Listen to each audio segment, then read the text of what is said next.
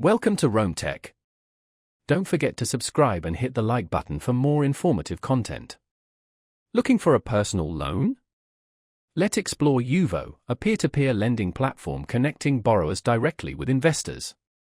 This online service offers a streamlined way to access personal loans, typically ranging from €1,000 to €15,000.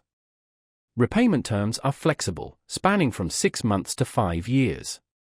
Primarily serving European countries, IUVO caters to individuals who need swift and accessible personal financing, especially those who may face challenges securing loans through traditional banks.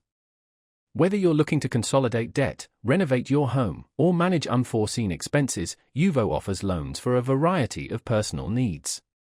A key feature of this platform is its risk-based lending model. This means your creditworthiness is assessed, and your interest rate is determined accordingly. A higher credit score increases your chances of securing a loan with a more favorable interest rate, a significant advantage. Applying for a loan through IUVO is straightforward. The online application process is quick, and if approved, funds are usually transferred within a few business days. IUVO also provides a user-friendly dashboard for tracking your loan, managing repayments, and contacting customer support.